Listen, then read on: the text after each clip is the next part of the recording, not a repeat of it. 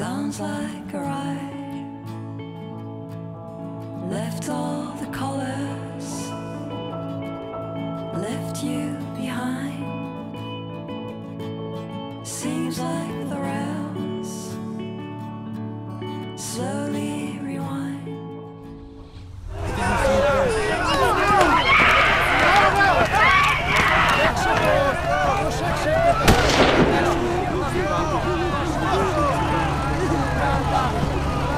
Tu, Rebe!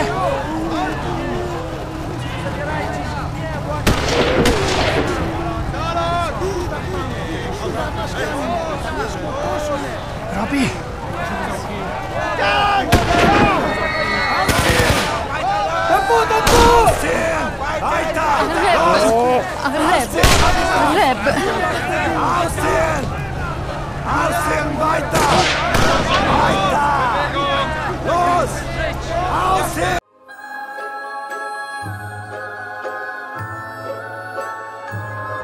Interview pour le film Le Fils de Saul de Laszlo Nemes. Son of Saul, directed by Laszlo Nemes.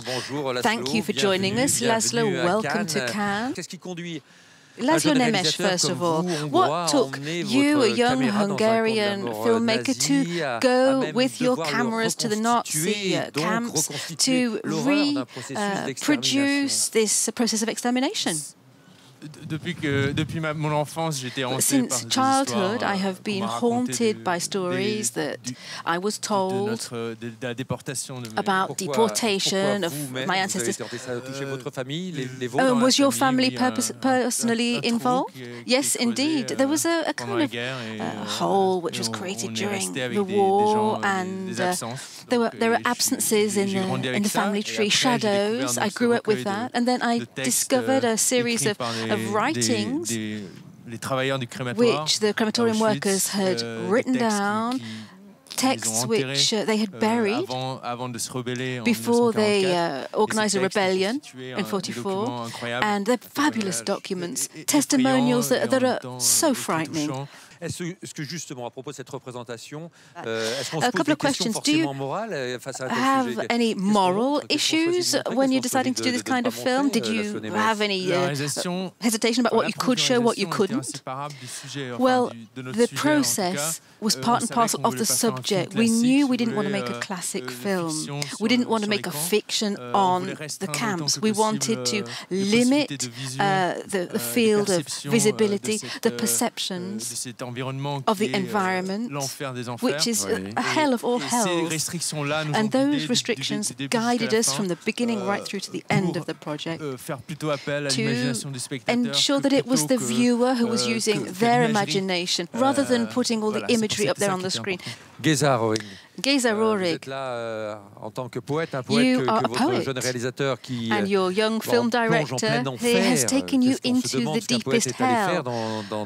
Why on earth did you decide to go into such a hell? This film, which is not a beautiful film, why did you accept this role and this shoot and this reconstitution, which must have been very trialing to go through? Well, first off, truth and beauty usually do not go very well alone. I mean, truth is not necessarily beautiful, and beautiful is not necessarily true. And just like Laszlo, I had my own psychohistory with the subject matter. I also grew up with you know, all these horrifying stories and the silence that was walling these stories as well. I figured out things not in the most direct way, but almost like hearsay from others, not the ones, the survivors themselves. So I felt like if they don't want to talk about it, I'm not going to press on the matter. And I did a lot of readings as well. So by the time Laszlo approached me about this role, I had a relationship with a long and old relationship with the subject, and I was actually very happy, and I felt like I am fit to bring this character alive.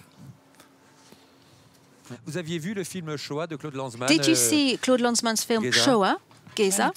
Oui. Plusieurs fois. Oui. Many times. I saw the longer version many times. Ouais.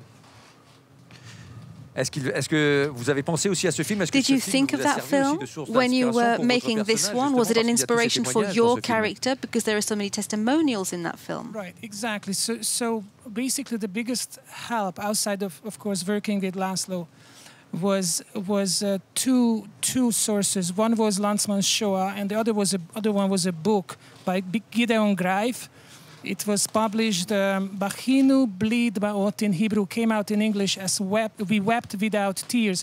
And just like Shoah by Landsman, this is a conversation with 8 former Sonderkommandos, and after decades of not talking on the matter, not even to their immediate family members, first time they told about it in a very technical way, exactly what was the assignment in the night shift, in the day shift, 12 hours, how did it go, what did they do in their spare time, and it's a 400 pages of book, and this book takes you as close as a non-survivor can be to the reality of the place. So yes, both the Shoah by Landsman and his other films as well, by the way. He had like 2 or 3 other sub-films on this matter, were very helpful to me.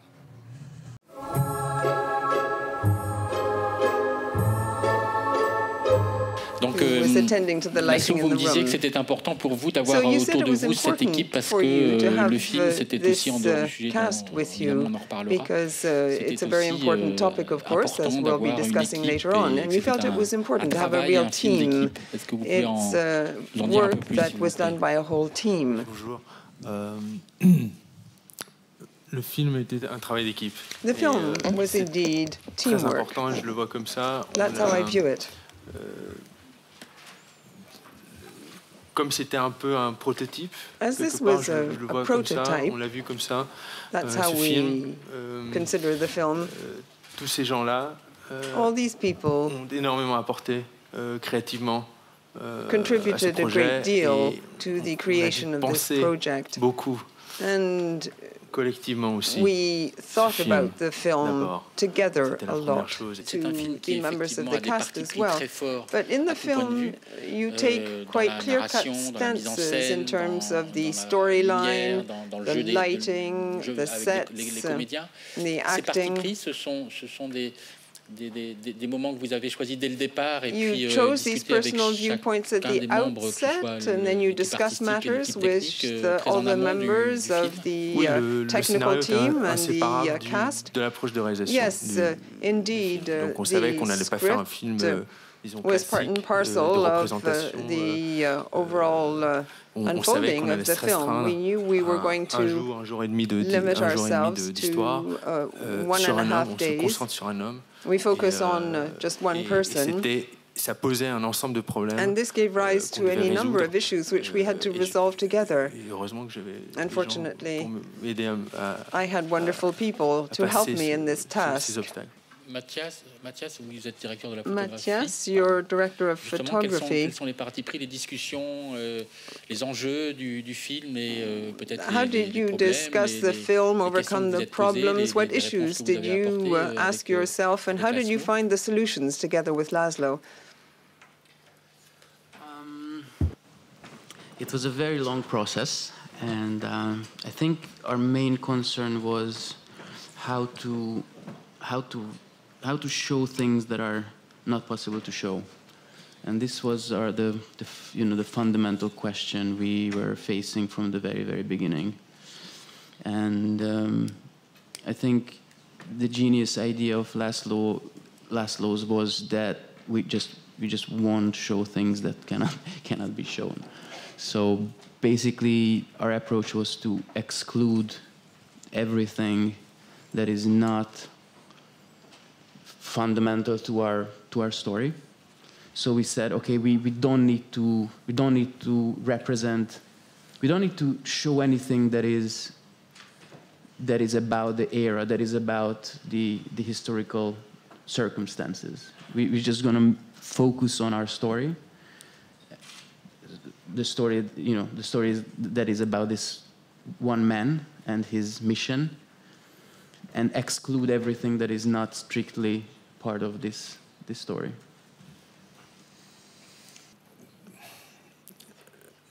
notre angle a été motivé par le fait que our approach was rooted in the fact that quelque chose qui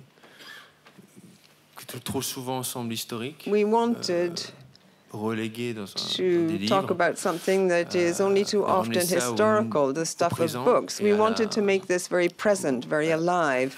À la dimension d'un seul être humain. And we wanted to boil everything down to the dimension of a single human being. On voulait pas avoir un regard. We didn't want reculer.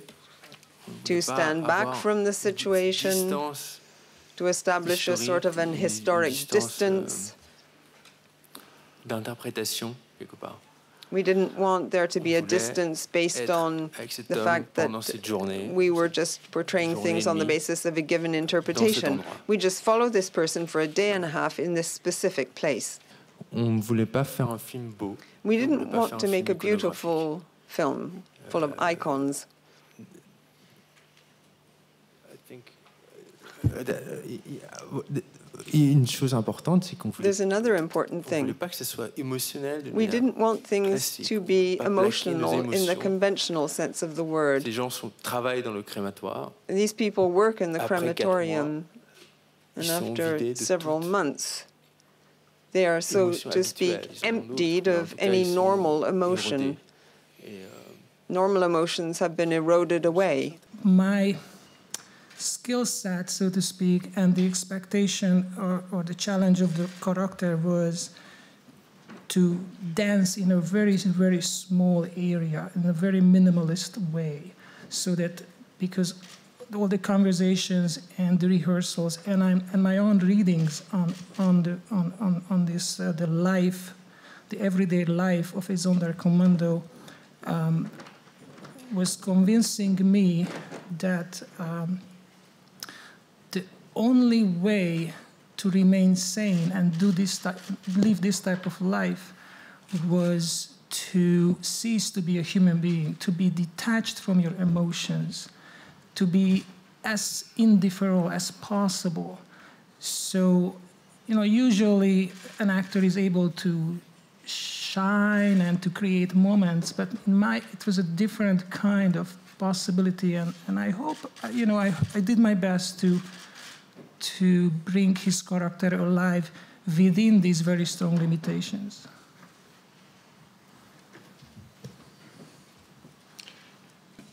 Since I couldn't be passionate in the movie, I'm going to be a bit passionate now.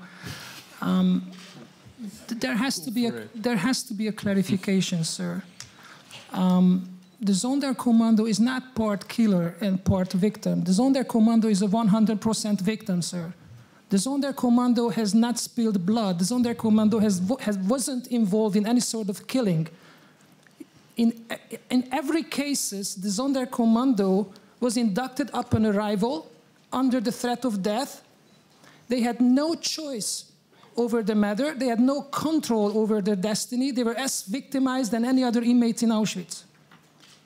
I'm sorry for being passionate, but to call the Sonderkommandos part killer is something that is not unusual and actually Primo Levi. Nobody less than Primo Levi said that, they lie, they were really collaborators, they tried to rehabilitate yourself. And if you or anybody does read enough and look at what the researchers found, and there is about not more than 20 Sonderkommandos alive right now, out of the 100 that emerged alive after the liberalization of the camps. And I can't speak, obviously, in their names. I don't know any of them. But these 20 Sonderkommandos that are still alive, all of them mostly gave interviews and testimonies over the years. After decades of silence, they did not even reveal to their immediate family members what they're doing, what function they had in the camp, because they were regarded so negatively by the others. And I understand that feeling, but in 2015, no one should call the Sonderkommando part killer. That's just not right.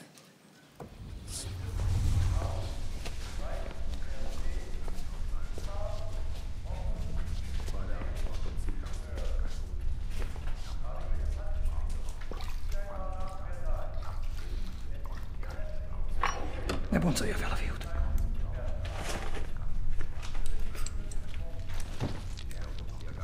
Adja így. Nem. Raus.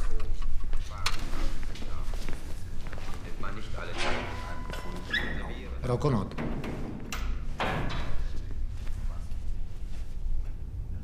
Akkor is. Nincs rá szükséged.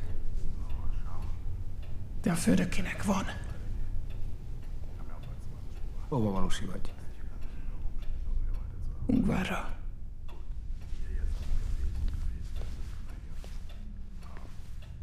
Ugyanolyan vagyok, mint te. Este kapsz 5 percet, hogy egyedül lehess vele.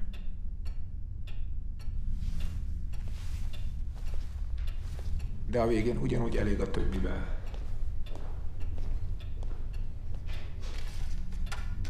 Mi a neved? Ausländer. Saul.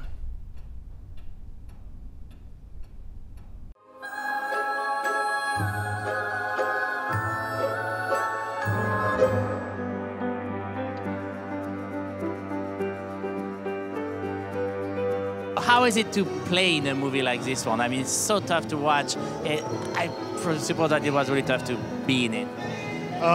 Well, first, it's a great honor to have been in it and to work with people like Laszlo, who's really a great director, I believe. And but to play the part, it's mixed emotions, a lot of mixed emotions.